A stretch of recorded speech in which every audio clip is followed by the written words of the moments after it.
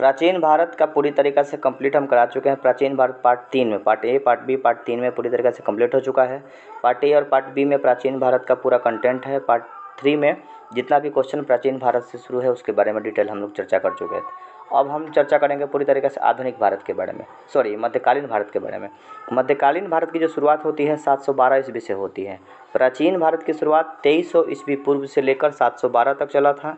712 में भारत में प्रथम मुस्लिम आक्रमणकारी आता है और 712 में मोहम्मद बिन कासिम के नेतृत्व में पहली बार मुस्लिम आक्रमण होता है और उसी के समय मध्यकालीन भारत की शुरुआत होती है। और ये मध्यकालीन भारत चलता कहाँ से है तो 1707 ईस्वी में औरंगजेब की मृत्यु होती है, वहाँ तक मध्यकालीन भारत पूरी तरीक़े से चलता है। सबसे पहला प्रश्न है कि अरबों ने भारत पर पहला सफल आक्रमण कब किया। अरब के देश के लोग मोहम्मद बिन कासिम के नेतृत्व में सबसे पहली बार भारत में आक्रमण हुआ है मोहम्मद बिन कासिम के नेतृत्व में 712 ईस्वी में। यानी कि भारत पे पहला मुस्लिम आक्रमणकारी मोहम्मद बिन कासिम 712 ईस्वी में पूरी तरीके से किया है और इसी के समय से मध्यकालीन भारत की शुरुआत हो जाती है। और 1707 में औरंगजेब की मृत्यु होती है। औरंगजेब मुगल साम्राज्य का अंतिम शासक है और वहीं पर मध्यकालीन भारत ख़त्म होता है और वहीं पर आधुनिक भारत की शुरुआत हो जाती है। अरबों ने सिंध पर विजय कब पाई 712 में। अरब के व्यापारी सिंध वाले क्षेत्र में आए थे आक्रमण करने के लिए, विजय प्राप्त किए 712 में। जाजिया कर का प्रचलन किसने किया था। जाजिया कर गैर मुसलमानों से लिया जाने वाला कर होता है। जाजिया कर हिंदू धर्म से लिया जाने वाला कर था। उस समय का खास करके हिंदू समाज ज़्यादा था, माने कहा जा सकता है कि गैर मुसलमानों से लिया जाने वाला कर था जाजिया कर। जाजिया कर शुरुआत किया है मोहम्मद बिन कासिम के नेतृत्व में, अरबी व्यक्ति था। भारत पर प्रथम तुर्क आक्रमणकारी कौन था। मोहम्मद गजनी। मोहम्मद गजनी तुर्क का व्यक्ति था। इसका उद्देश्य मैंने कहा था धन लूटना था, धन लूटने के लिए आया था। तो भारत पर प्रथम तुर्की आक्रमणकारी मोहम्मद गजनी, इसका उद्देश्य धन लूटना था। मोहम्मद गजनी ने भारत पर कब हमला किया तो मोहम्मद गजनी भारत पर 17 बार आक्रमण किया है। पहली बार आक्रमण किया है 1000 ईस्वी में। मोहम्मद गजनी भारत में 17 बार आक्रमण किया है। पहली बार आक्रमण किया था 1000 ईस्वी में। सबसे चर्चित आक्रमण, सबसे महत्वपूर्ण आक्रमण सोमनाथ मंदिर पे आक्रमण हुआ है। सोमनाथ मंदिर सौराष्ट्र गुजरात में स्थित है। वर्तमान में सोमनाथ मंदिर के अध्यक्ष प्रधानमंत्री मोदी जी हैं। तो मोहम्मद गजनी द्वारा सोमनाथ मंदिर पर आक्रमण 1025 में हुआ था। उस समय भारत का जो शासक था भीम प्रथम नाम का व्यक्ति हुआ करता था। मोहम्मद गजनी का अंतिम भारतीय आक्रमण 1027 में हुआ है। जाट एक प्रकार की जाति है। जाटों के विरुद्ध में अंतिम आक्रमण किया है मोहम्मद बिन गजनबी 1027 में। मोहम्मद गजनी प्रथम आक्रमण 1000 ईस्वी में किया। सबसे महत्वपूर्ण आक्रमण सोमनाथ मंदिर पे किया 1025 में और अंतिम आक्रमण किया है 1027 में जाटों के विरुद्ध। सुल्तान की उपाधि धारण, बहुत अच्छा क्वेश्चन है, इंपॉर्टेंट प्रश्न है, यहाँ से प्रश्न बनता है। सुल्तान की उपाधि धारण करने वाला प्रथम शासक मोहम्मद गजनी था। मोहम्मद गजनी के दरबारी कवि कौन थे। फिरदौसी कवि हुआ करते थे, उर्दवी इतिहासकार थे। क्वेश्चन दोनों पूछा जाता है कि फिरदौसी किसके दरबारी कवि थे, मोहम्मद गजनी के, और उतबी किसके दरबारी इतिहासकार थे, तो मोहम्मद गजनी। मोहम्मद गजनी के दरबारी इतिहासकार उतबी और फिरदौसी पूरी तरीक़ा से। शाहनामा पुस्तक एक लिखा गया, शाहनामा पुस्तक के लेखक फिरदौसी। किताब उल यामिन तथा तारीख ए यामनी पुस्तक के लेखक उतबी। किताब उल यामिनी तथा तारीख ए यामिनी पुस्तक के लेखक उतबी मोहम्मद गजनी के दरबारी इतिहासकार हुआ करते थे। मोहम्मद गजनबी की मृत्यु कब हुई थी। मोहम्मद गजनबी की मृत्यु 1030 ईस्वी में हो गई थी। शाहनामा पुस्तक के लेखक फिरदौसी, फारसी भाषा में लिखा गया पुस्तक था। अलबरूनी भारत आया था, मोहम्मद गजनी के साथ आया था 11वीं शताब्दी में। अलबरूनी मोहम्मद गजनी के साथ 11वीं शताब्दी में भारत में आया था। पुराणों का अध्ययन करने वाला प्रथम मुसलमान, सबसे इम्पोर्टेंट प्रश्न इस चैप्टर से अभी तक यही बना कि पुराणों का अध्ययन करने वाला प्रथम मुसलमान कौन था। अलबरूनी। इसका एक पुस्तक था किताब उल हिंद, भारत की खोज के बारे में पूरी तरीके से चर्चा किया था और भारत के बारे में बहुत सारा कहानी भी लिखा था। पुराणों की संख्या कितना है, 18 पुराण है। सबसे प्राचीनतम पुराण का नाम है मत्स्य पुराण। 3 पुराणों के बारे में अलग अलग साम्राज्य के बारे में, अलग अलग वंश के बारे में चर्चा है। मत्स्य पुराण में आर्य सातवाहन वंश के बारे में चर्चा है। वायु पुराण में गुप्त वंश के बारे में चर्चा है और विष्णु पुराण में मौर्य वंश के बारे में चर्चा है। पुराणों का अध्ययन करने वाला प्रथम मुसलमान अलबरूनी था। अलबरूनी के द्वारा एक पुस्तक लिखा गया जिसका नाम है किताबुल हिंद। भारत में मुस्लिम साम्राज्य की स्थापना किसने किया। मोहम्मद गोरी। भारत में मुस्लिम साम्राज्य के स्थापना किसने किया था। मोहम्मद गोरी के द्वारा किया गया था। मोहम्मद गोरी ने भारत पर प्रथम आक्रमण कब किया और जीता कब। 1175 में मुल्तान के विरुद्ध मोहम्मद गोरी भारत पर प्रथम आक्रमण किया और जीत भी पाया। मोहम्मद गोरी का भारत में पहला पराजय। मोहम्मद गोरी को हराया कौन था? तो भारत का एक शासक था भीम द्वितीय।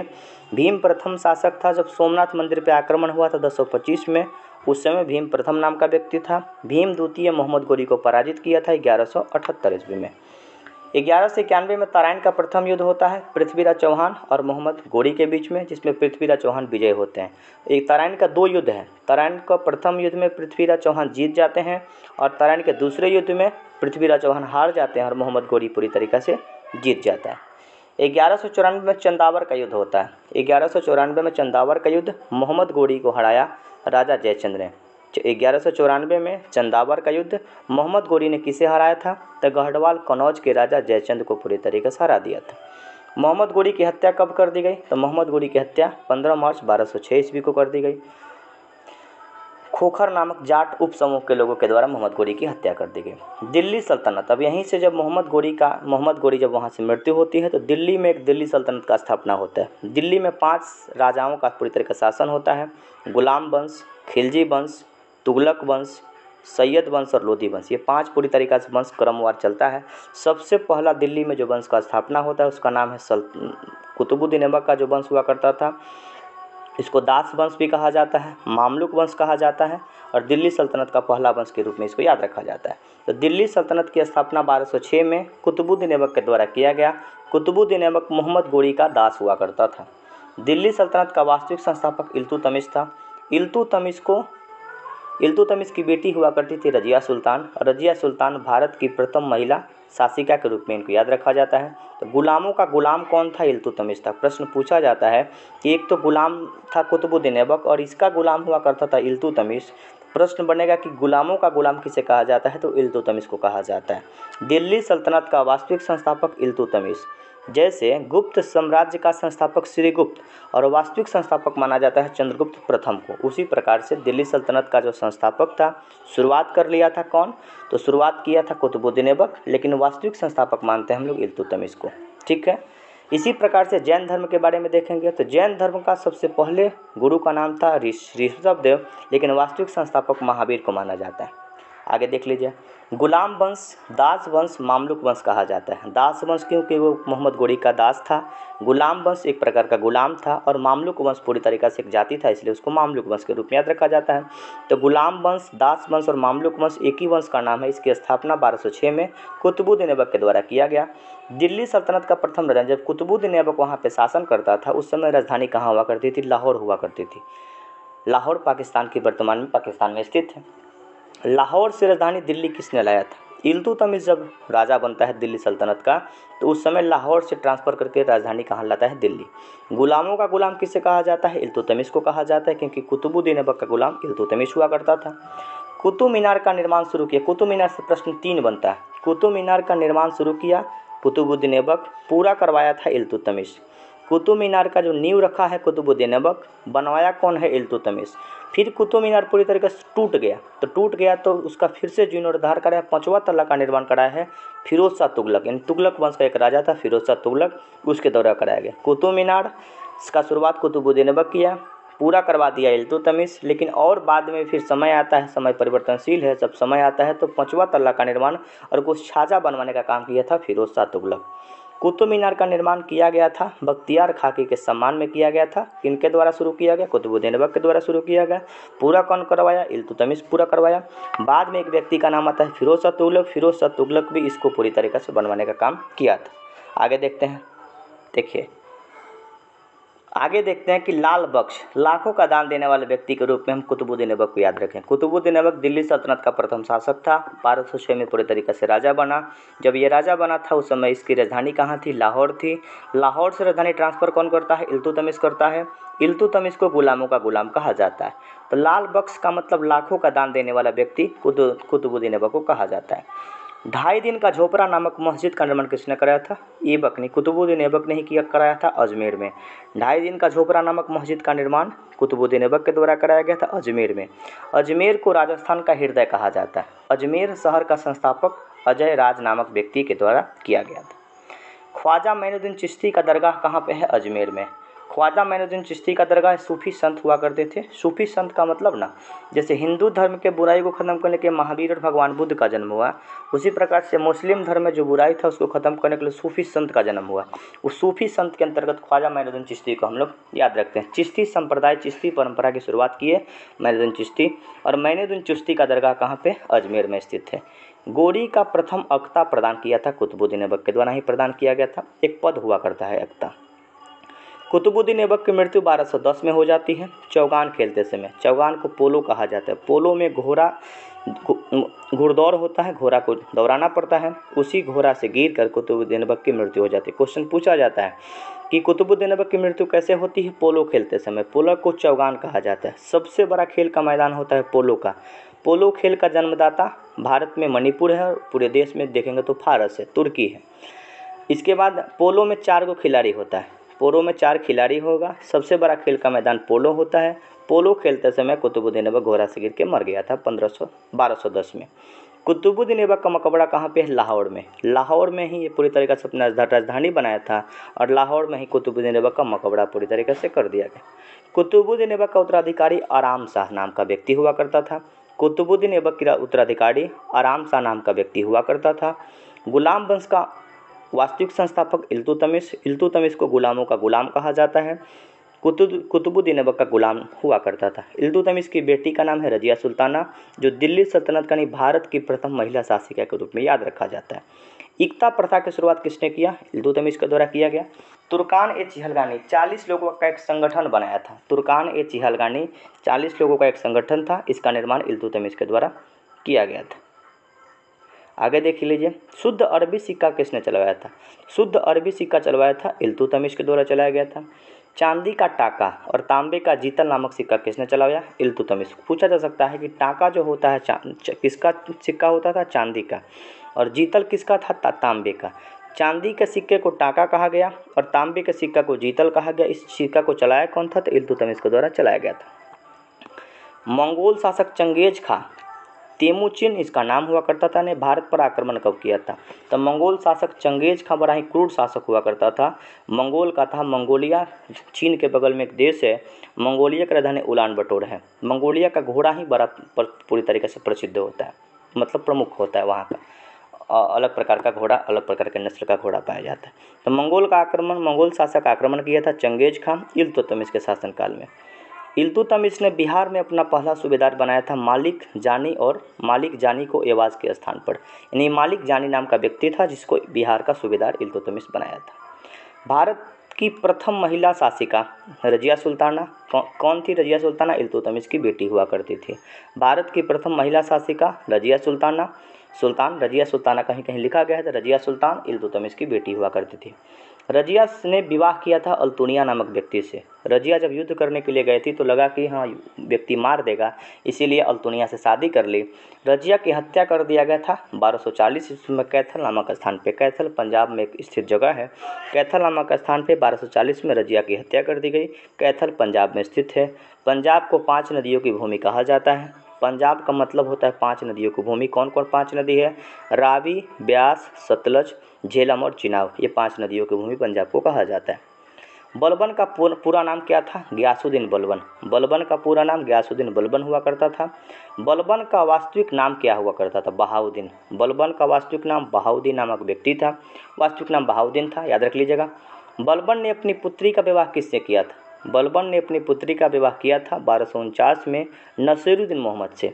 बलबन ने अपनी पुत्री का विवाह नसीरुद्दीन मोहम्मद से 1249 में कर दिया था।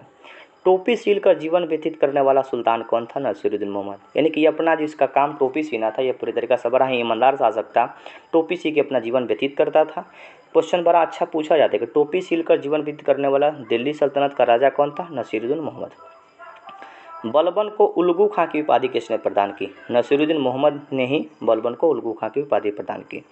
लौह एवं रक्त की नीति, टेस्ट में आपको क्वेश्चन मिला होगा। लौह एवं रक्त की नीति बलबन के द्वारा अपनाई गई। फारसी त्यौहार, पारसी धर्म का त्यौहार हुआ करता था नौरोज़। नौरोज़ मनाने का आरंभ किया था बलबन के द्वारा। दीवान-ए-अर्ज एक विभाग बनाया था, एक संस्था बनाया था जिसका बलबन के द्वारा बनाया गया था। दीवान-ए-अर्ज की स्थापना बलबन के द्वारा किया गया। सिजदा और पैबोस प्रथा का शुरुआत बलबन किया था। सिजदा का मतलब होता है सिर को झुकाना और पैबोस का मतलब होता है पैरों को चूमना। यानी कि जब राजा लोग आता था तो जनता सिर को झुकाता था और उनके पैरों को चूमता था। ये प्रथा शुरू किया था बलबन। अमीर खुसरो किसके दरबारी कवि थे? बलबन के दरबारी कवि थे। अमीर खुसरो का जन्म पटियाली में हुआ है।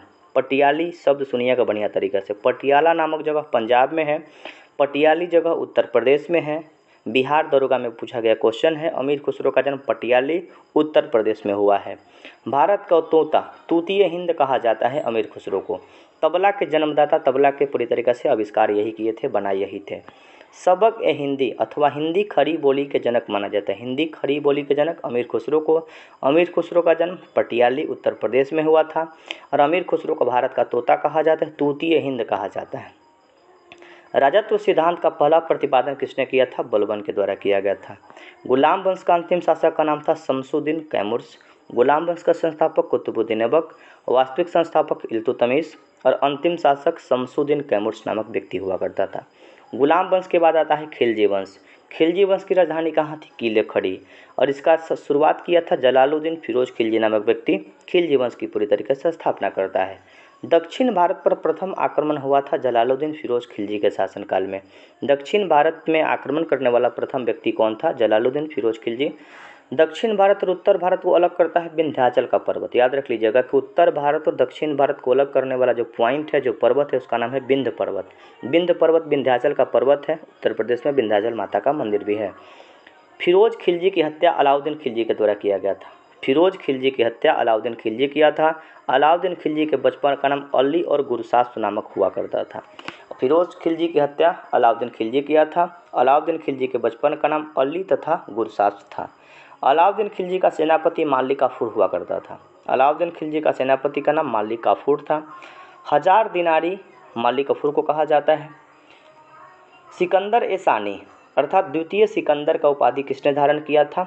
अलाउद्दीन खिलजी धारण किया था। सिकंदर ए सानी उपाधि प्रदान किया था अर्थात द्वितीय सिकंदर की उपाधि अलाउद्दीन खिलजी के द्वारा पूरी तरीके से उपाधि के रूप में धारण किया गया था। आगे देखते हैं। आगे क्वेश्चन है कि भूमि की पैमाइश कराकर लगान वसूलने वाला प्रथम सुल्तान कौन था? भूमि की पैमाइश यानी कि भूमि को नाप कर और पूरी तरीके से टैक्स लगाने वाले व्यक्ति का नाम था अलाउद्दीन खिलजी। अलाउद्दीन खिलजी घोड़ा दागने तथा सैनिक की हुलिया लिखने की प्रथा आरंभ की थी। जैसे हम लोग फॉर्म भरते हैं तो अपना कुछ ना कुछ दाग लिखते हैं, ये मोल मार्क अंदर नेक पूरी तरीके से जहाँ कटा होता है वो सब लिखते हैं। उसी प्रकार से घोड़ा दागने की प्रथा यानी कि जिस सेना का घोड़ा जो है उसको पूरी तरीके से दाग देता था। सैनिक का हुलिया लिखता था कि हाँ इस सैनिक पूरी तरीके से इस प्रकार का दिखता है, इसका यहाँ यहाँ सिंबल है। पूरी तरीके से जो हम लोग परीक्षा के समय अपना मोल मार्क लिखते हैं ना, उसी प्रकार से लिखने की परंपरा शुरू किया था कौन? अलाउद्दीन खिलजी। बाजार नियंत्रण प्रणाली दीवान ए रियासत लागू करने वाले व्यक्ति था अलाउद्दीन खिलजी। यानी बाजार को बड़ा ही व्यवस्थित ढंग से सुधारने का काम किया था। जिस प्रकार शिक्षा व्यवस्था को सुधारने के लिए के पाठक काम कर रहे हैं, उसी प्रकार से बाजार की व्यवस्था को सुधारने में अलाउद्दीन खिलजी का बहुत बड़ा योगदान था।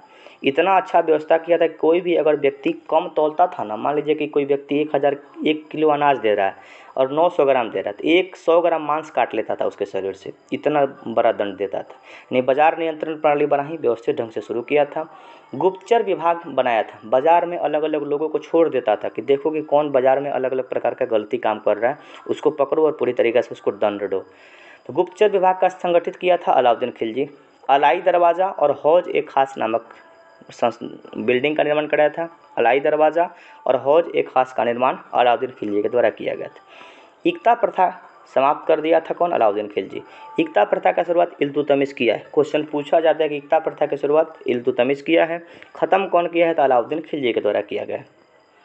रानी पद्मिनी पद्मावती थी चित्तौड़गढ़ की रानी राजा रतन सिंह की पत्नी हुआ करती थी। पद्मावत एक पुस्तक भी है, मालिक मोहम्मद जायसी के द्वारा लिखा गया पुस्तक है, आगे चर्चा कर लेंगे। रानी पद्मिनी या पद्मावती कौन थी? तो चित्तौड़गढ़ की रानी थी, राजा रतन सिंह की पत्नी हुआ करती थी। पद्मावत महाकाव्य की रचना किसने किया था? मालिक मोहम्मद जायसी 1540 में पद्मावत पुस्तक के लेखक हैं। तुगलक वंश का संस्थापक गयासुद्दीन तुगलक। गयासुद्दीन तुगलक को गाजी मलिक के रूप में हम लोग याद रखेंगे। सिंचाई के लिए नहरों का निर्माण कराने वाला प्रथम व्यक्ति का नाम, प्रथम शासक का नाम गयासुद्दीन तुगलक। याद रखिएगा, सिंचाई करने की व्यवस्था से, सिंचाई करने के दृष्टिकोण से पहला नहर का निर्माण करने वाला पूरी तरीका से देश पहला व्यक्ति कौन था, शासक कौन था? गयासुद्दीन तुगलक। गयासुद्दीन तुगलक का संबंध तुगलक वंश से है। नहरों का देश कहा जाता है पाकिस्तान को। सिंधु नदी से बहुत सारा नहर निकाल के अपना खेती बाड़ी का काम करता है, तो नहरों का देश वर्तमान में पाकिस्तान को कहा जाता है। तुगलकाबाद नगर का निर्माण गाजी की उपाधि धारण करने वाला प्रथम सुल्तान गयासुद्दीन तुगलक था। तुगलकाबाद शहर बसाया था और गाजी नामक शब्द की उपाधि धारण किया था कौन? गयासुद्दीन तुगलक। तुगलक नामा पुस्तक के लेखक अमीर खुसरो। अमीर खुसरो का जन्म पटियाली में हुआ था। अमीर खुसरो को तूतीय हिंद कहा जाता है, भारत का तोता कहा जाता है। खड़ी बोली के जन्मदाता अमीर खुसरो को माना जाता है। अमीर खुसरो के गुरु थे, तो अमीर खुसरो के गुरु का नाम था निजामुद्दीन औलिया। निजामुद्दीन औलिया का दरगाह कहाँ पे है? दिल्ली में। ख्वाजा मैनुद्दीन चिश्ती का दरगाह था अजमेर में। चिश्ती संप्रदाय की शुरुआत किए थे मैनुद्दीन चिश्ती, और उन्हीं के बाद निजामुद्दीन औलिया। तो निजामुद्दीन औलिया का दरगाह पूरी तरीक़े से दिल्ली में है, और अमीर खुसरो के गुरु का नाम था निजामुद्दीन औलिया। मोहम्मद बिन तुगलक, जिसको एमबीटी के रूप में याद रखेंगे, पागल बादशाह के रूप में इसको याद रखा जाता है। तो मोहम्मद बिन तुगलक का मूल नाम जूना खां नामक व्यक्ति, जौना खां या जूना खां भी कहीं कहीं लिखा होता है। सनकी और पागल सुल्तान कौन था? मोहम्मद बिन तुगलक को कहा जाता है। भारत में प्रथम सांकेतिक मुद्रा का प्रचलन, अलग अलग प्रकार का संकेत बना के मुद्रा जारी करने का काम किया था कौन? मोहम्मद बिन तुगलक। बहुत पढ़ा लिखा व्यक्ति था, लेकिन कोई भी काम किया ना तो वो सफलता प्राप्त नहीं किया, इसीलिए इसको पागल बादशाह कहा जाता है। सांकेतिक मुद्रा जारी करने वाला व्यक्ति का नाम यही है। कृषि विभाग के लिए दीवान ए अमीर ए कोही नामक संस्था बनाया था। आज किसान के लिए लोन लेते हैं किसान क्रेडिट केसीसी जो बैंक से हम लोग लोन लेते हैं ना, उसकी परंपरा का शुरुआत यही किया था मोहम्मद बिन तुगलक। मोहम्मद बिन तुगलक कृषि के विकास के लिए दीवान ए अमीर ए कोही नामक संस्था बनाया था, और वो लोन देने का पूरी तरीक़ा से काम करता था। अपनी राजधानी दिल्ली से दौलताबाद ले गया। दौलताबाद पूरी तरीक़े से महाराष्ट्र में है, देवगिरी नामक स्थान पे है, वहाँ पे राजधानी ट्रांसफ़र करने के ले गया था। राजधानी दिल्ली सल्तनत का पहला राजधानी बना था लाहौर में। लाहौर से इल्तुतमिश पूरी तरीक़े से दिल्ली लेकर चला आया, और दिल्ली के बाद दौलताबाद कहाँ पे है? देवगिरी में। देवगिरी कहाँ पे? महाराष्ट्र में। वहाँ पे ले जाने का जो परंपरा है पूरी तरीके से शुरू किया मोहम्मद बिन तुगलक, लेकिन वो असफल रहा, फिर ट्रांसफ़र करके दिल्ली लेकर चला आया गया। ये क्वेश्चन बीपीएससी अभी शिक्षक में पूछा गया था, बीपीएससी का जो टीचर का परीक्षा हुआ था। इब्न बतूता मोरक्को का यात्री था। मोहम्मद बिन तुगलक के शासनकाल में 1333 में आया था। इब्न बतूता मोरक्को का यात्री था, भारत में आया था 1333 में। दिल्ली उस समय सल्तनत का राजा कौन था? मोहम्मद बिन तुगलक हुआ करता था। इतना विद्वान व्यक्ति था कि उसको दिल्ली का काजी नियुक्त कर दिया गया। काजी का मतलब न्यायाधीश होता है। मोरक्को अफ्रीका महादेश का एक छोटा सा देश है। मोरक्को कहाँ पे है? अफ्रीका महादेश में स्थित है। इब्न बतूता मोरक्को का यात्री था। 1333 में मोहम्मद बिन तुगलक के शासनकाल में आया था। विद्वान व्यक्ति था, दिल्ली का काजी नियुक्त किया गया था। रेहला नामक पुस्तक लिखा था। रेहला नामक पुस्तक इब्न बतूता के द्वारा लिखा गया था, याद रख लीजिएगा। अफ्रीका महादेश में देशों की संख्या सबसे ज़्यादा है, जो कि 54 है। इब्न बतूता अपनी यात्रा वृत्तांत, ये जब आया था तो अपनी यात्रा क्या क्या वृत्तांत है पूरा कहानी लिखने का काम किया था अरबी भाषा में। रेहला नामक पुस्तक में लिखा था, उस पुस्तक का नाम था रेहला। विजयनगर बहमनी साम्राज्य की स्थापना। विजयनगर साम्राज्य का मतलब जीत का शहर होता है, तो विजयनगर और बहमनी साम्राज्य की स्थापना दक्षिण भारत में होती है मोहम्मद बिन तुगलक के शासनकाल में। मोहम्मद बिन तुगलक का शासनकाल दिल्ली में होता है, और उसी समय दक्षिण भारत में विजयनगर साम्राज्य की स्थापना हरिहर और बुक्का नामक दो भाई के द्वारा कर दी जाती है। मोहम्मद बिन तुगलक का उत्तराधिकारी कौन हुआ? तो मोहम्मद बिन तुगलक का उत्तराधिकारी उसका चचेरा भाई फिरोज शाह तुगलक नामक व्यक्ति हुआ करता था, जो चचेरा भाई था। ब्राह्मणों पर जजिया कर लगाने वाला पहला सुल्तान फिरोज शाह तुगलक। जाजिया कर हम आपको बताए थे कि गैर मुसलमानों से लिया जाने वाला कर हुआ करता था, लेकिन खास करके ब्राह्मणों पर जजिया कर लगाने वाले व्यक्ति का नाम था फिरोज शाह तुगलक। दीवान एक खैरात एक विभाग बनाया था, लोगों की सेवा करने के लिए, लोगों को सुरक्षा करने के लिए। जैसे कुछ असहाय लोग था उनको रखने के लिए, तो दीवान एक खैरात विभाग बनाया था फिरोज शाह तुगलक। सिंचाई कर हक ए सर्व, सिंचाई टैक्स हुआ करता था, हक ए सर्व नामक टैक्स हुआ करता था, इसका भी शुरुआत फिरोज शाह तुगलक किया था। फिरोज शाह तुगलक द्वारा स्थापित दारुल सफ़ा का मतलब एक सरकारी अस्पताल बनाया था।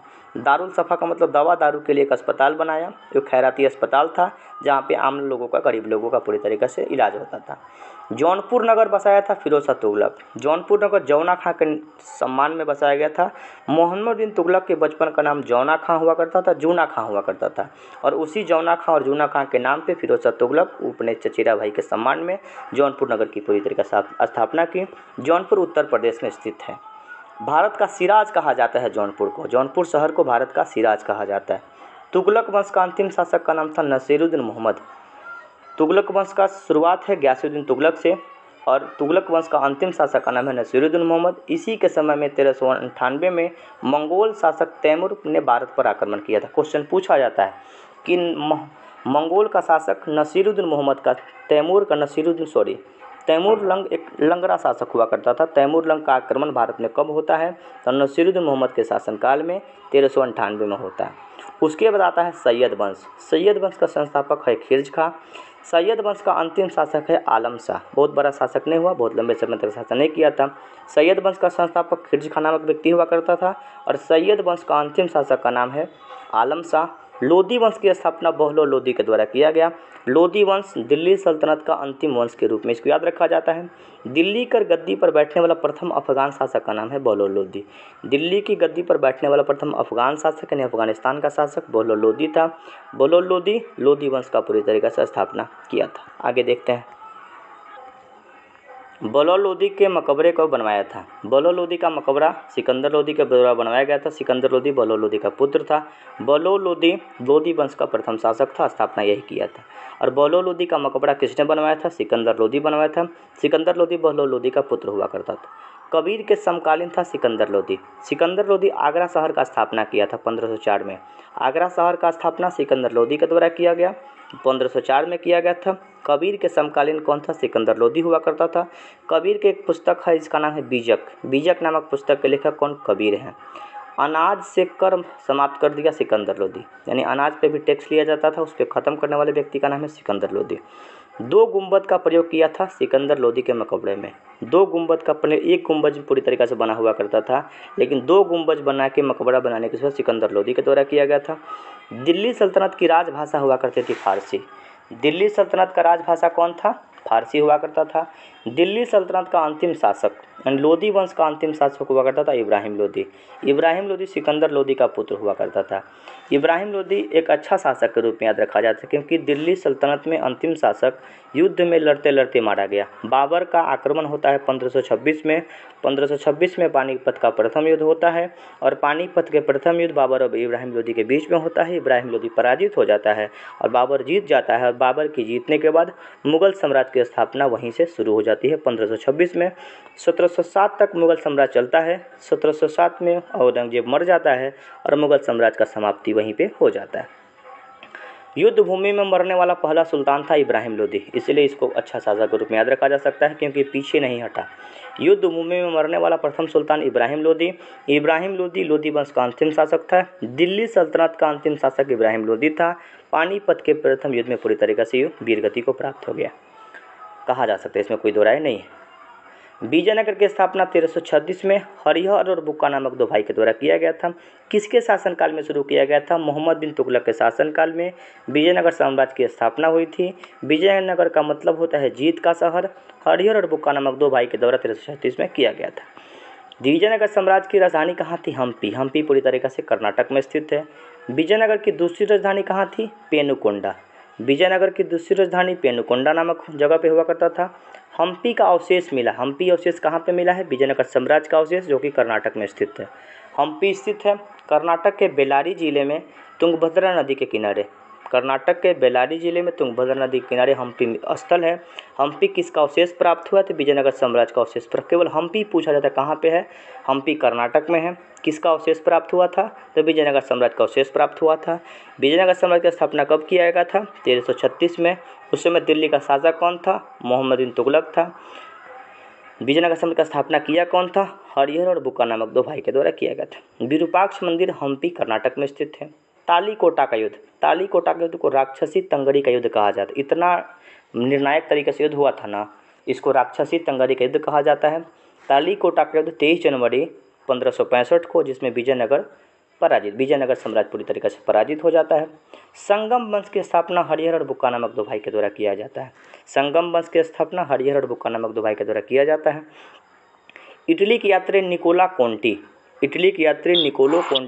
विजयनगर की साम्राज्य की यात्रा किया था देवराय द्वितीय का शासनकाल में। विजयनगर साम्राज्य का एक राजा हुआ करता था देवराय प्रथम। तो देवराय प्रथम के शासनकाल में इटली का यात्री निकोला कोंटी विजयनगर साम्राज्य में आया था। इटली की राजधानी है रोम, जो पूरी तरीके से टाइबर नदी के किनारे अवस्थित है। संगम वंश का प्रतापी शासक देवराय द्वितीय। संगम वंश का शुरुआत हरिहर बुक्का नामक 2 भाई किया था। संगम वंश का ही राजा था देवराय प्रथम। देवराय प्रथम के शासनकाल में इटली का यात्री निकोला कोंटी विजयनगर साम्राज्य में आया था। संगम वंश का प्रतापी राजा का नाम था देवराय द्वितीय। संगम वंश का अंतिम शासक का नाम है विरूपाक्ष, और विरूपाक्ष मंदिर के नाम से कहाँ पे है, तो हम्पी नामक स्थान पे है। फारसी यात्री अब्दुल रजाक, इस जितना भी यात्री भारत में आया है ना, वो वहाँ से प्रश्न पूरी तरीके से बनता है। फारसी यात्री अब्दुल रजाक विजयनगर साम्राज्य में देवराय द्वितीय के शासनकाल में आया था। फारसी यात्री देवराय द्वितीय के शासनकाल में अब्दुल रजाक नामक व्यक्ति विजयनगर साम्राज्य में आया था। तुलु वंश का शासक महान शासक कृष्णदेव राय। तुलु वंश का महान शासक देखिए 4 प्रकार का वंश है, संगम, सुलु, तुलु और आर्कवेडु। सीक्वेंस में याद रखिएगा, संगम, सुलु, तुलु और आर्कवेडु 4 प्रकार का वंश है। सीक्वेंस में थोड़ा सा याद रख लीजिएगा। तुलु वंश का महान शासक का नाम था कृष्णदेव राय।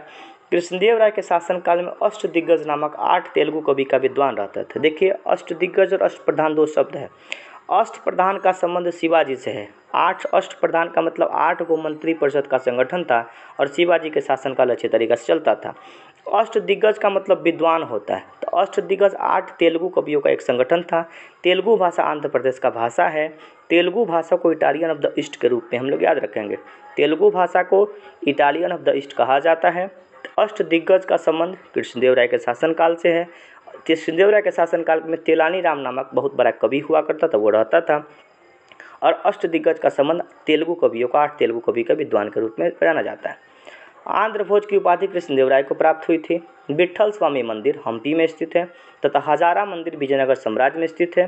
कृष्णदेव राय के द्वारा बनवाया गया था। विट्ठल स्वामी मंदिर हम्पी कर्नाटक और हजारा मंदिर विजयनगर की स्थापना कृष्णदेव राय के द्वारा किया गया था। पुर्तगाली यात्री डोमिंगो पायस और बरबोसा किसके शासनकाल में आया था? कृष्णदेव राय के शासनकाल में आया था। पुर्तगाली यात्री डोमिंगो पायस और बरबोसा कृष्णदेव राय के शासनकाल में पूरी तरीके से भारत में आया था। कृष्णदेव राय ने गोलकुंडा का युद्ध लड़ा था कुली कुतुब शाह के साथ। कुली कुतुब शाह हैदराबाद से, इसको याद रखिएगा कुली कुतुब शाह को। कृष्णदेव राय ने गोलकुंडा का युद्ध किससे लड़ा था? कुली कुतुब शाह के द्वारा लड़ा गया था, जो कुली कुतुब शाह से पराजित हो गया था। कुली कुतुब शाह पराजित। गोलकुंडा हैदराबाद तेलंगाना किला को बनवाया कौन था? काकतीय राजवंश का। काकतीय राजवंश ने 13वीं शताब्दी में गोलकुंडा हैदराबाद और तेलंगाना का किला काकतीय राजवंश ने 13वीं शताब्दी में बनाया था। बाहुबली जब फिल्म देखिएगा तो काकतीय राजवंश के बारे में चर्चा चलता है, और बाहुबली फिल्म में पूरी तरीके से काकतीय राजवंश का साम्राज्य के बारे में बताया गया है, जो हैदराबाद और तेलंगाना के किला से संबंधित है।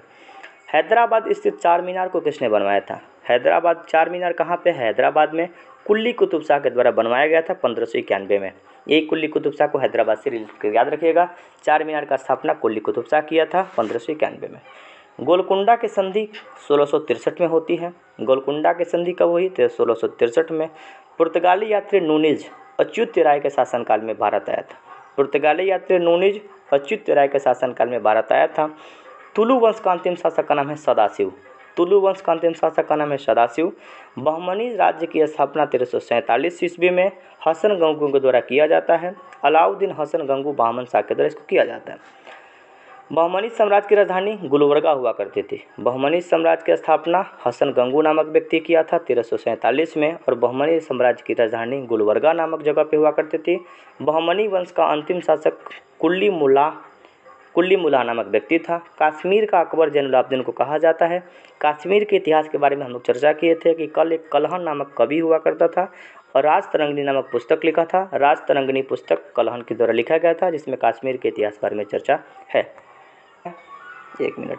कश्मीर के अकबर जैनुलाब्दीन को कहा जाता है। कश्मीर के इतिहास के बारे में चर्चा होता है। राज तरंगिनी का फारसी अनुवाद जैनुलाब्दीन के द्वारा किया जाता है। कश्मीर का अकबर जैनुलाब्दीन राज तरंगिनी पुस्तक कलहन के द्वारा लिखा गया था, और कलहन राज तरंगिनी लिखा था, जिसमें कश्मीर के इतिहास के बारे में चर्चा है। चैतन्य महाप्रभु का जन्म। कीर्तन परंपरा जो है ना, आज हरे राम हरे कृष्ण जो होता है, उस परंपरा का शुरुआत किए थे चैतन्य महाप्रभु। चैतन्य महाप्रभु का जब घर बंगाल के नादिया जिले में हुआ करता था। कल सेन वंश के बारे में चर्चा किए थे।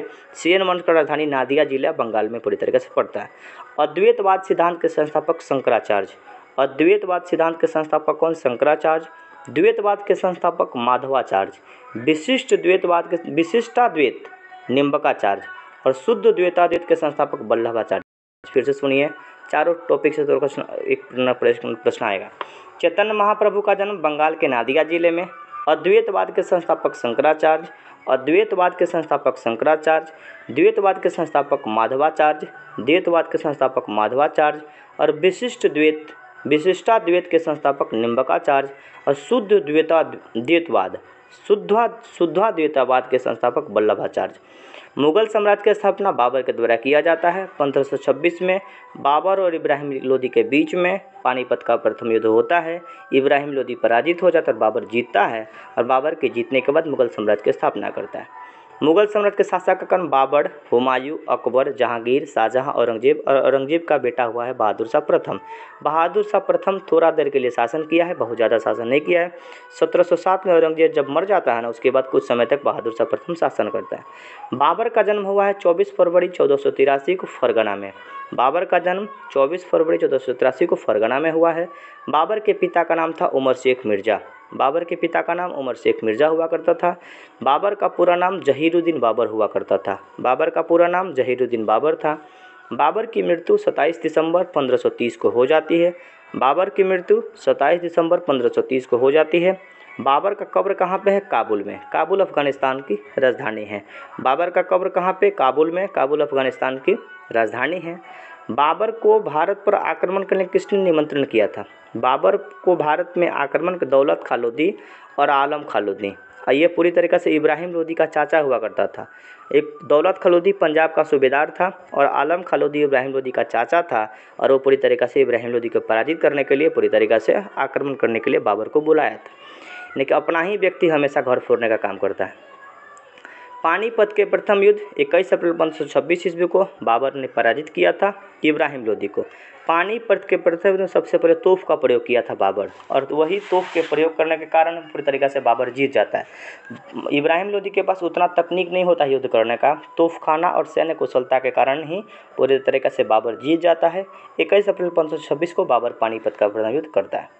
बाबर ने प्रथम बार तोप का प्रयोग किया था बाजौर और भेरा के युद्ध में। प्रथम बार बाबर प्रयोग किया था बाजौर और भेरा के युद्ध में, और भारत में पूरी तरीक़े से पानीपत के प्रथम युद्ध में हुआ था। बाबर 4 युद्ध लड़ा है। खानवा का युद्ध 1527 में बाबर और राणा संगा के बीच में हुआ है। 17 मार्च 1527 को खानवा का युद्ध बाबर और राणा संगा के बीच में हुआ है। सारा युद्ध में बार पूरी तरीक़े से जीत गया है। बाबर किसी युद्ध में हारा नहीं है। एगो ट्रिक है, पानी पिया, खाना खाया, चांद देखा, घर गया, मर गया। पानीपत का प्रथम युद्ध 1526। खाना का मतलब कि खानवा का 1527। खाना खाने के बाद आप चांद दिखाइएगा तो चंदेरी का 1528, और चंदेरी के युद्ध के बाद पूरी तरीक़े से एक और आता है, पानी पिया, खाना खाया, घर गया। घाघरा का युद्ध 1529, और 1530 में बाबर की मृत्यु हो जाती है। बाबर ने गाजी का उपाधि कब धारण किया था? खानवा के युद्ध के बाद बाबर ने गाजी की उपाधि धारण किया था। गाजी का उपाधि बाबर खानवा के युद्ध के बाद पूरी तरीके से जारी किया था। खानवा का युद्ध 1527 में होता है। 1528 में चंदेरी का युद्ध होता है। किसी भी युद्ध में बाबर हारता नहीं है, इस बात को तरह से याद रखिएगा। सब युद्ध में बाबर पूरी तरीके से विजय को प्राप्त करता है। 1528 में चंदेरी का युद्ध बाबर ने पराजित किया था मेदिनी राय को। बाबर ने अपनी आत्मकथा बाबरनामा की रचना की तुर्की भाषा में। बाबर ने अपनी आत्मकथा बाबरनामा लिखा है, किस भाषा में? तुर्की भाषा में। बाबरनामा का फारसी अनुवाद किया है अब्दुल रहीम खान ए खाना। अब्दुल रहीम खान ए खाना बैरम खान का पूरी तरीक़े से बेटा हुआ करता था। बाबरनामा का फारसी अनुवाद अब्दुल रहीम खान ए खाना के द्वारा किया गया। बाबरनामा खुद तुर्की भाषा में अपना आत्मकथा को लिखा था। अयोध्या स्थित बाबरी मस्जिद का निर्माण किसने कराया था? मीर बक्की नामक व्यक्ति कराया था, जो बाबर का सेनापति था, सेना नायक था। वही बाबरी मस्जिद को तोड़ के राम मंदिर वहाँ पे बनाई जा रही है। बाबर का उत्तराधिकारी हुमायूं था। बाबर का बेटा का नाम हुमायूं था। हुमायूं का पूरा नाम नसीरुद्दीन हुमायूं हुआ करता था। हुमायूं का पूरा नाम नसीरुद्दीन हुमायूं था। हुमायूं की पत्नी का नाम हमीदा बानो बेगम था। हुमायूं की पत्नी का नाम हमीदा बानो बेगम था। हुमायूं नामा की रचना किसने किया? गुलबेदन बेगम के द्वारा किया गया था। हुमायूं नामा हुमायूं के बारे में लिखा गया था, गुलबेदन बेगम के द्वारा पूरी तरीके से किया गया था। गुलबेदन बेगम कौन थी? हुमायूं की पुत्री, बाबर की पुत्री हुआ करती थी। बाबर की पुत्री और हुमायूं की बहन हुआ करती थी गुलबेदन बेगम। उन्होंने ही हुमायूं नामा की रचना की। ज्योतिष पर विश्वास कौन रखता था? हुमायूं। अलग अलग 7 रंगों में ना 7 दिन में अलग अलग प्रकार का कपड़ा पहनता था। ज्योतिष में विश्वास कौन रखता था? हुमायूं रखता था और अलग अलग दिनों में अलग अलग प्रकार का कपड़ा पहनता था। दीन पनाह नगर की स्थापना किसने किया? हुमायूं किया था। दीन पनाह नगर में पूरी तरीके से एक पुस्तकालय बनाया था और उसी पुस्तकालय के सीढ़ी से गिरने के बाद इसकी मृत्यु हो जाती है। सप्ताह के 7 दिनों में 7 रंग का कपड़ा पहनने वाला व्यक्ति का नाम कौन था? हुमायूं। ज्योतिष पर विश्वास करता था, हर दिन अलग अलग प्रकार का कपड़ा पहनता था। हुमायूं की मृत्यु कहाँ होती है? दीन पनाह के पुस्तकालय के सीढ़ी से गिरने के बाद हुमायूं की मृत्यु हो जाती है। दीन पनाह नगर का स्थापना किया था हुमायूं, उसमें पुस्तकालय बनाया था और उसी पुस्तकालय के सीढ़ी से गिरने के बाद इसकी मृत्यु हो जाती है। हुमायूं का मकबरा कहाँ पे है? दिल्ली में। बाबर का मकबरा काबुल में, काबुल अफगानिस्तान की राजधानी है, वहाँ पे था। हुमायूं का मकबरा कहाँ पे? दिल्ली में। हुमायूं का मकबरा का निर्माण 1565 में हाजी बेगम के द्वारा कराया गया था। कारीगर कौन था? मलिक मिर्जा गयास नामक व्यक्ति था। हुमायूं के मकबरा का निर्माण हाजी बेगम कराई थी 1565 में। कारीगर कौन था? तो मीरक मिर्जा गयास नामक व्यक्ति हुआ करता था। चौसा का युद्ध, चौसा बक्सर में युद्ध है। बक्सर में एक जगह है चौसा नामक स्थान पे, तो चौसा नामक स्थान पे ही गंगा नदी भारत में प्रवेश करती है, याद रख लीजिएगा। चौसा का युद्ध 25 जून 1539 में शेरशाह और हुमायूं के बीच में हुआ था, जिसमें हुमायूं पूरी तरीके से पराजित होता है, शेरशाह जीत जाता है। शेरशाह किसको पराजित किया? हुमायूं को, और इसी के बाद हुमायूं को भगा दिया जाता है। शेरशाह के बचपन का नाम था फरीद खां। शेरशाह के बचपन का नाम क्या था? फरीद खां नामक व्यक्ति हुआ करता था। शेरशाह को शेर का की उपाधि किसने धारण किया? किसने बताया था? दक्षिण बिहार के सूबेदार बहार खां लोहानी पूरी तरीका से शेरशाह को शेरशाह की उपाधि प्रदान किया था। डाक प्रथा का प्रचलन किसने किया? शेरशाह सूरी के द्वारा कराया गया था। शेरशाह सूरी डाक व्यवस्था की शुरुआत करता है। शेरशाह का मकबरा सासाराम बिहार में स्थित है, याद रख लीजिएगा। आगे देखते हैं, शेरशाह के बचपन का नाम फरीद खान। शेरशाह को शेर की उपाधि बहार खां लोहानी के द्वारा दिया गया था। शेरशाह का मकबरा सासाराम बिहार में स्थित है और अपने नाम से खुतबा प्रशंसा भाषण पढ़वाया कौन था? शेरशाह सूरी। चौसा के युद्ध में जब जीत गया ना, तो अपने नाम का बहुत प्रशंसा भाषण पूरी तरीके से पढ़वाया करता था। बिलग्राम कनौज का युद्ध 17 मई 1540 को शेरशाह ने किसे पराजित किया? हुमायूं को पराजित किया। बिलग्राम जो कनौज में स्थित है, कनौज उत्तर प्रदेश में स्थित है। इत्र नगरी के रूप में हम लोग कनौज को याद रखते हैं। इत्र से संबंधित क्वेश्चन और बनता है, गुलाब से इत्र बनाने की परंपरा नूरजहां की मां असमत बेगम के द्वारा दिया गया था। गुलाब से इत्र बनाने की परंपरा नूरजहां की मां असमत बेगम के द्वारा दिया गया था। कनौज को इत्र नगरी के रूप में याद रखा जाता है। कनौज उत्तर प्रदेश में स्थित है। तो बिलग्राम और कनौज का युद्ध 17 मई 1540 में शेरशाह ने किसे पराजित किया था? शेरशाह ने पराजित किया था हुमायूं को पराजित किया था। जीटी रोड का मतलब ग्रैंड ट्रैंक रोड होता है। जीटी रोड NH1 और NH2 को कहा जाता है। इसका मरम्मत किसने कराया? शेरशाह सूरी के द्वारा कराया गया था। शेरशाह के काल में भू राजस्व दर यानी टैक्स कितना लेता था? 1/3 लेता था। शेरशाह की मृत्यु कहाँ हुई थी? कालिंजर में हुई थी। एक गोला चला रहा था और वही गोला बैक होकर पूरी तरीके से उसको लग गया। न्यूटन का तीसरा लॉ ऑफ मोशन काम कर दिया। गोला चलाया, गोला पहाड़ से टकराकर उसके ऊपर पड़ा और व्यक्ति पूरी तरीके से मर गया।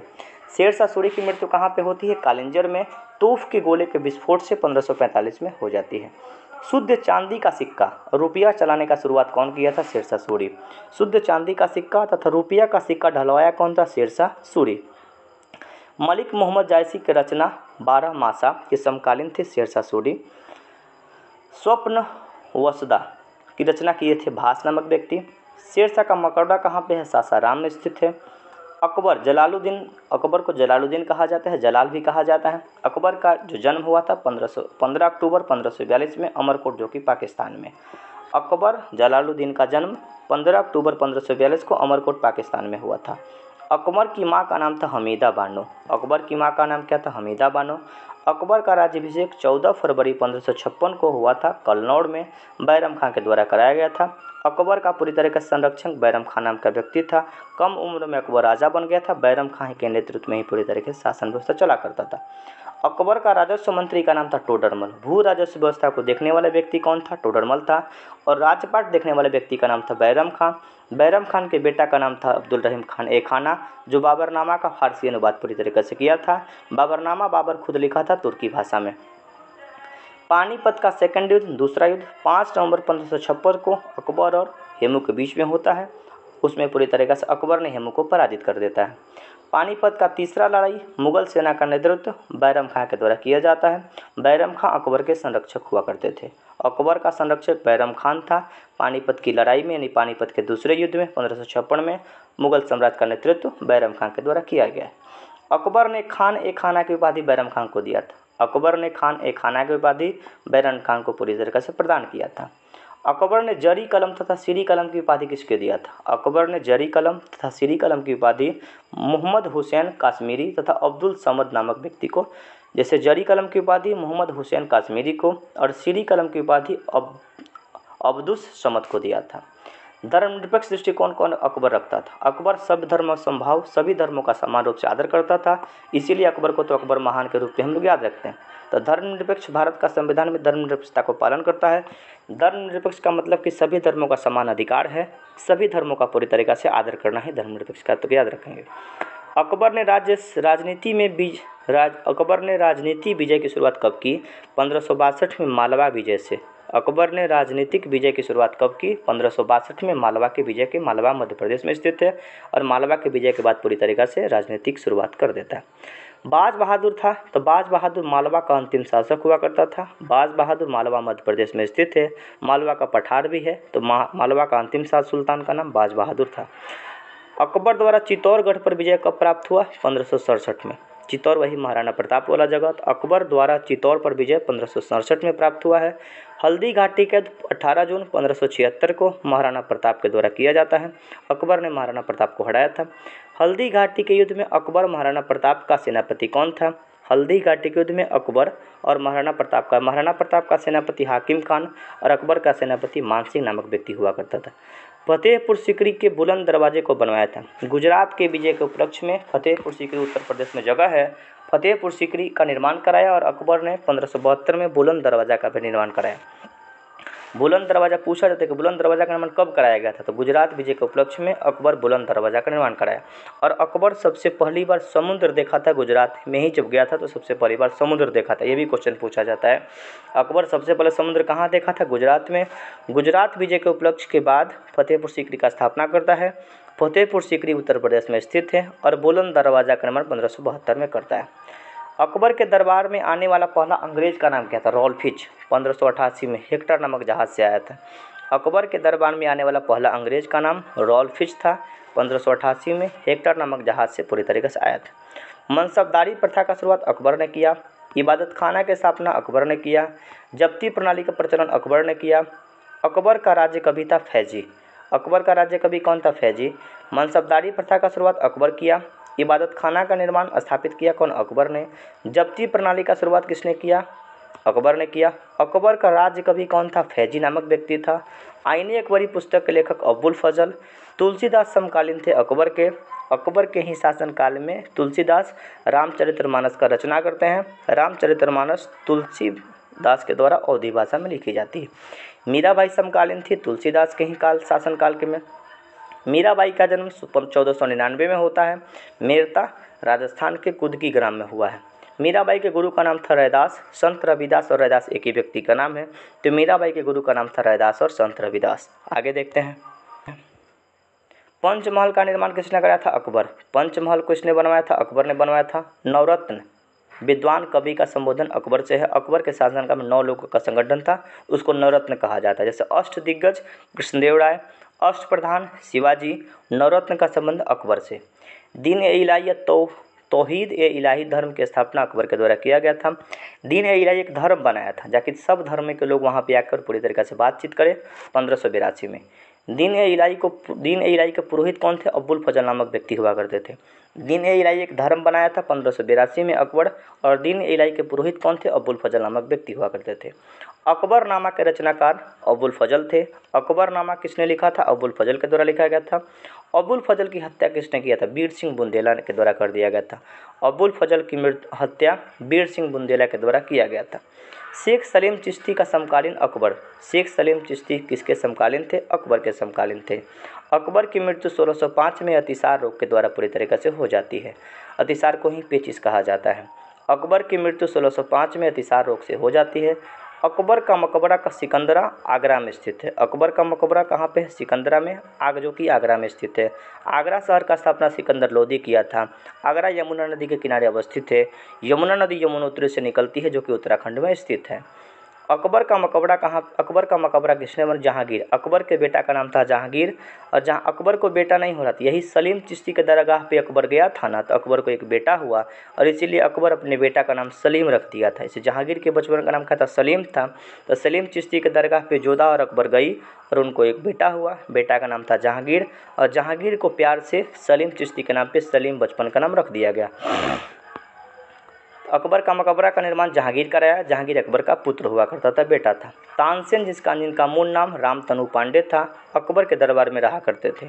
तानसेन जिनका मूल नाम रामतनु पांडे था, अकबर के शासनकाल में रहा करते थे। तानसेन का मकबरा कहाँ पे है? ग्वालियर में। रानी लक्ष्मीबाई का मकबरा कहाँ पे है? ग्वालियर में। तानसेन का भी मकबरा ग्वालियर में, और रानी लक्ष्मीबाई का मकबरा भी पूरी तरीके से ग्वालियर, जो कि मध्य प्रदेश में स्थित है। रानी लक्ष्मीबाई का अंतिम युद्ध हुआ है कालपी नामक स्थान पे। एगो गीत है भोजपुरी का, कालपी के लड़ैया में फंस गई घोड़ा रानी रहली अकेला, यानी कालपी नामक स्थान पे रानी लक्ष्मीबाई का अंतिम युद्ध होता है, ये पूरी तरीके से वहीं पे फंस जाती है। तानसेन का प्रारंभिक गुरु कौन थे? मोहम्मद गौस। तानसेन के बचपन का मूल नाम क्या था? रामतनु पांडे था। तानसेन का मकबरा ग्वालियर में स्थित है। तानसेन के प्रारंभिक गुरु का नाम था मोहम्मद गौस। फैजी और बीरबल किसके दरबार में रहा करते थे? अकबर के दरबार में। अकबर के दरबार में बीरबल और फैजी नामक व्यक्ति रहा करते थे। बीरबल के बचपन का नाम था महेश दास। बीरबल के बचपन क्या था? महेश दास। दास प्रथा का अंत किया था 1562 में, अकबर के द्वारा किया गया था। तीर्थ यात्रा करके समाप्ति 1563 में। याद, तीर्थ यात्रा तो से तीर्थ और तो से 63। दास प्रथा का अंत 1562 में अकबर किया था। तीर्थ यात्रा करके समाप्ति 1563 में अकबर के द्वारा बहुत सारा नेक काम किया गया। तीर्थ यात्रा कर, जब जो अमरनाथ की यात्रा कर रहा है, बद्रीनाथ की यात्रा कर, उस पर टैक्स लिया जाता था, इस टैक्स को पूरी तरीके से ख़त्म कर दिया। जाजिया कर की स्थापना 1564 में। जाजिया कर गैर मुसलमानों से लिया जाने वाला कर हुआ करता था। ब्राह्मणों पर सबसे पहले जाजिया कर लगाया था फिरोज शाह तुगलक, और जाजिया कर को समाप्त करने वाले व्यक्ति का नाम था अकबर 1564 में। मजहर की घोषणा किया था 1579 में, अकबर के द्वारा किया गया। जहांगीर अकबर का पुत्र था, उसका जन्म 1569 में हुआ था। जहांगीर के बचपन का नाम क्या था? सलीम। सलीम चिश्ती के दरगाह पे गया था सब जोधा अकबर, इसी के बाद उसको बेटा हुआ, और बेटा होने के बाद उसका नाम सलीम रख दिया। सलीम के शिक्षक कौन थे? अब्दुल रहीम खान खाना। सलीम का मतलब जहांगीर के टीचर का क्या नाम था? अब्दुल रहीम खान खाना नामक व्यक्ति था। जहांगीर की पत्नी का नाम था नूरजहां। नूरजहां को मेहरुन्निसा कहा जाता है, और नूरजहां की माँ का नाम है असमत बेगम। गुलाब से इत्र बनाने की परंपरा वही खोजी थी। नूरजहां का प्रथम विवाह हुआ था अली कुली बेग से। अली कुली बेग को मार देता है, मरने के बाद पूरी तरीक़ा से जहांगीर से शादी हो जाता है, मारता नहीं है, मर जाता है अपने से। नूरजहां के पिता का नाम था मिर्ज़ा गयास बेग। नूरजहां के पिता का नाम मिर्ज़ा गयास बेग था, बड़ा ही सुंदर महिला थी। गुलाब से इत्र बनाने की विधि किसने खोजा था? असमत बेगम के द्वारा खोजा गया था। गुलाब से इत्र बनाने की विधि किसने खोजी थी? असमत बेगम के द्वारा खोजा गया था। चलिए आगे देखते हैं। गुलाब से इत्र बनाने की विधि किसने खोजी थी? असमत बेगम, जो कि नूरजहां की माँ हुआ करते थे। न्याय का जंजीर स्थापना किया था जहांगीर। देखिए आज भी हम लोग नेता विधायक से मिलना होगा तो बड़ा पैरवी करना पड़ता है। उस समय राजा से मिलना होता था, एक जंजीर बजाइए, जंजीर सोना का लगाया था, एक पूरी तरीके से घंटी बजाइए, राजा आपके पास आएगा, जो भी आपका दिक्कत है राजा को बताइए, और पूरी तरीके से आपका काम हो जाता है। उस प्रकार से न्याय का जंजीर स्थापित किया था कौन? जहांगीर। चित्तौड़ की संधि जहांगीर के शासनकाल में हुई थी 1615 में। दो अस्पा और सिंह अस्पा का मतलब दो को घोड़ा रखने की परंपरा। घोड़ा रखने की परंपरा को दो अस्पा और सिंह अस्पा के रूप में याद रखा जाता है। जहांगीर शुरू किया था।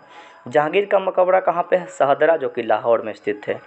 जहांगीर का मकबरा का निर्माण नूरजहां के द्वारा कराया गया था। जहांगीर के मकबरा कौन का निर्माण किसने कराई? नूरजहां के द्वारा कराया गया था। तंबाकू पर प्रतिबंध जहांगीर के द्वारा लगाया गया था। तंबाकू का उत्पादन चीन करता है, भारत में राजस्थान करता है। तंबाकू में निकोटीन पाया जाता है। तंबाकू के पत्ता पे सबसे पहले इवानोविस्की के द्वारा वायरस का खोज किया जाता है, उसका नाम TM भी रखा जाता है, टोबैको मोज़ेक वायरस। भक्त तुकाराम का संबंध जहांगीर के शासनकाल से है। उस्ताद मंसूर और अब्बुल हसन चित्रकार हुआ करते थे जहांगीर के शासनकाल में। जहांगीर के शासनकाल को चित्रकला का स्वर्णकाल कहा जाता है। स्थापत्य कला का स्वर्णकाल शाहजहां के शासनकाल को कहा जाता है, और जहांगीर के शासनकाल को चित्रकला का स्वर्णकाल कहा जाता है।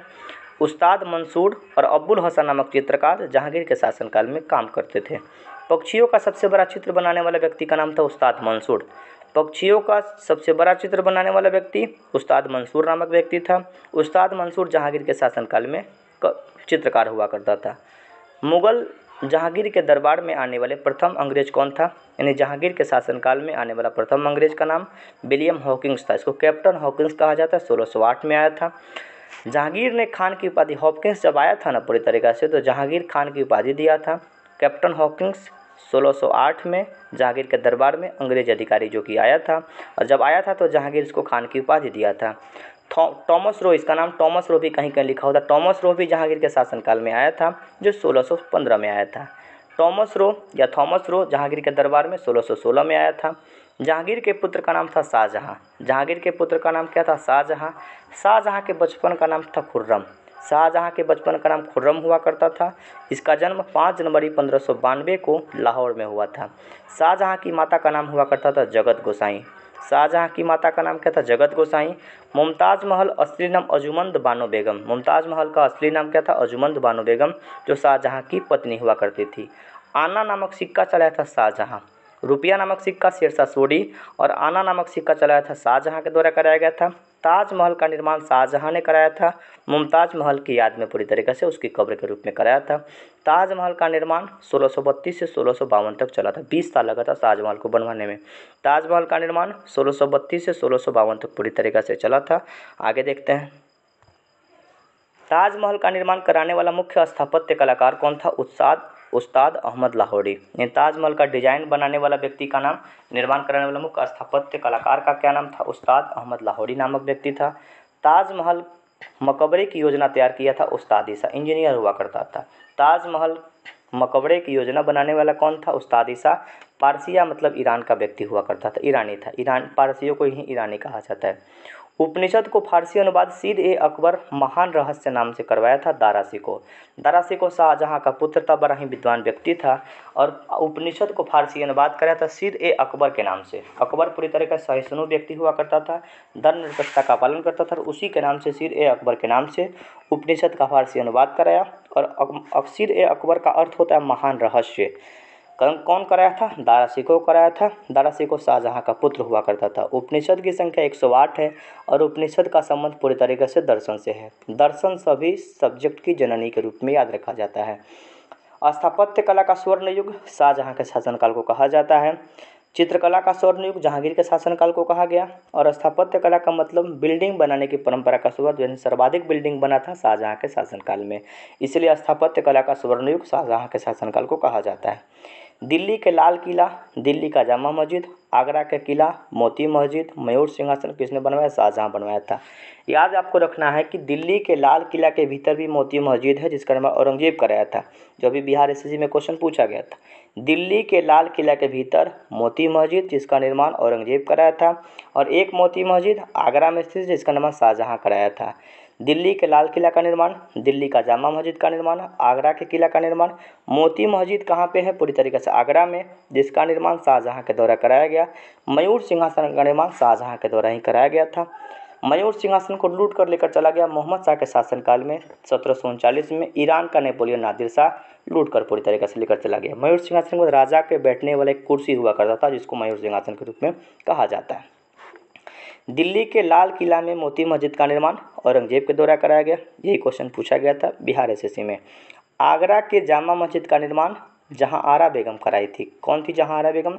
शाहजहां की पुत्री हुआ करती थी। आगरा के जामा मस्जिद का निर्माण जहांआरा बेगम कराई थी। जहांआरा शाहजहां की पुत्री हुआ करती थी।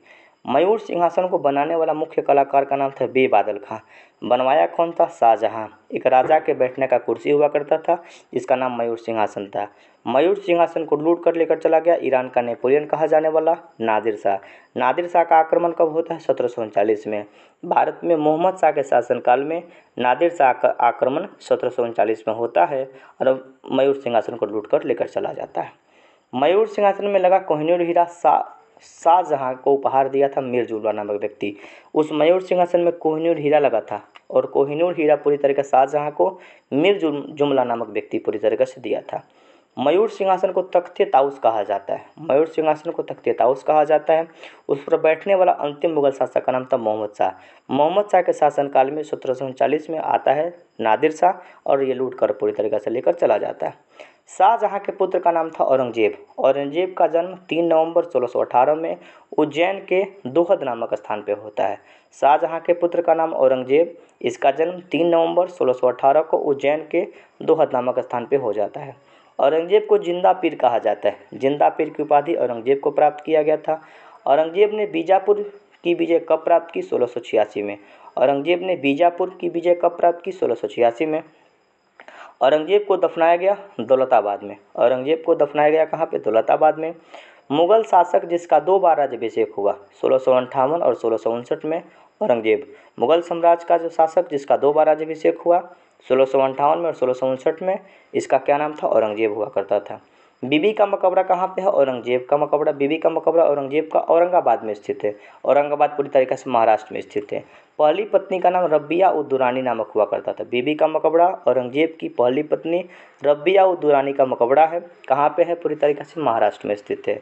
द्वितीय ताजमहल कहा जाता है बीबी के मकबरा को। बीबी का मकबरा कहाँ पे? औरंगाबाद महाराष्ट्र में स्थित है। इसको सेकंड ताजमहल के रूप में पूरी तरीके से हम लोग इसको याद रखते हैं।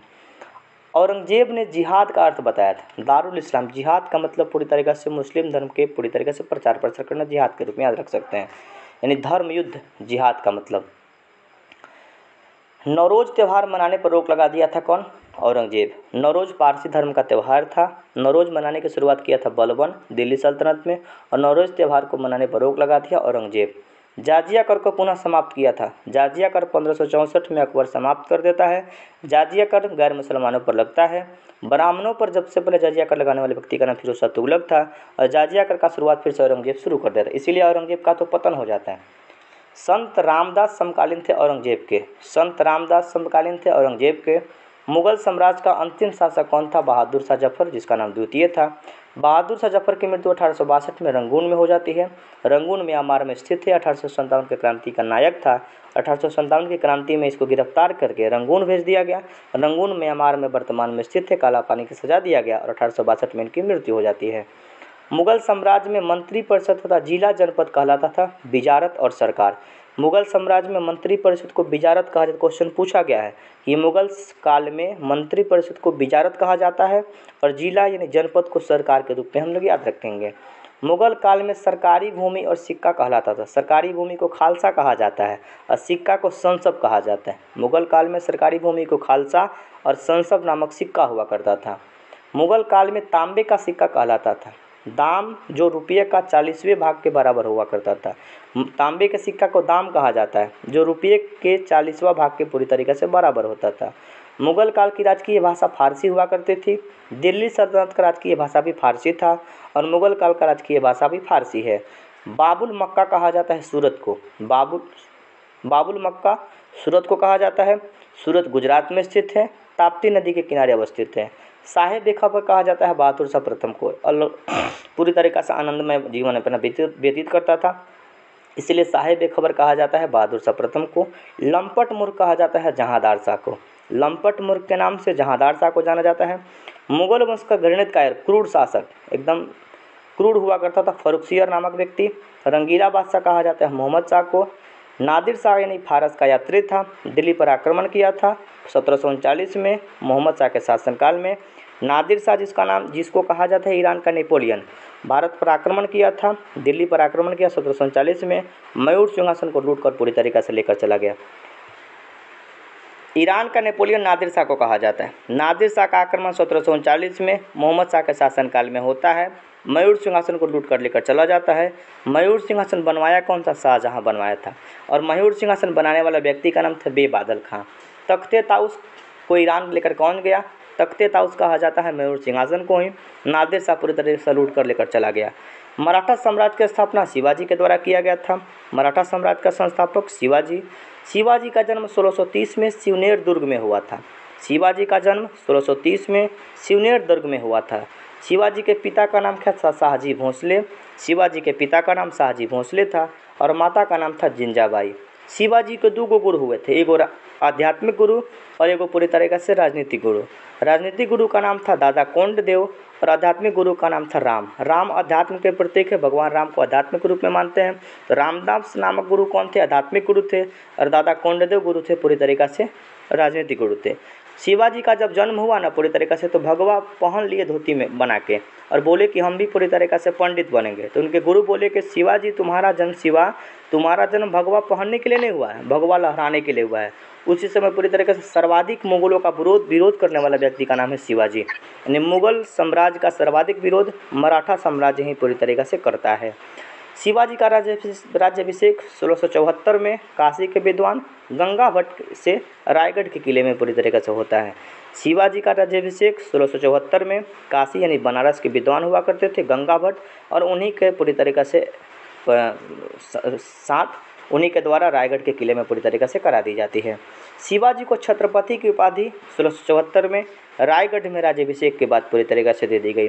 शिवाजी का छत्रपति की उपाधि 1674 में रायगढ़ में राज्याभिषेक के बाद दी जाती है। शिवाजी की पैदल सेना का नाम और भूमि कर प्रणाली का क्या नाम था? शिवाजी के पैदल सेना का नाम था पाइक, और भूमि कर का नाम था रैयतबाड़ी। रैयतबाड़ी का मतलब, रैयत का मतलब किसान होता है। जिस भूमि का मालिक किसान खुद होता है उसको रैयतबाड़ी कहा जाता है। शिवाजी का मंत्री प्रधान था अष्टप्रधान। अष्टप्रधान शिवाजी के शासनकाल में 8 मंत्रियों का संगठन। अष्टदिग्गज का संबंध किससे था? कृष्णदेवराय से। 8 तेलुगु कवियों का समागम, और नवरत्न का संबंध अकबर के शासनकाल से था।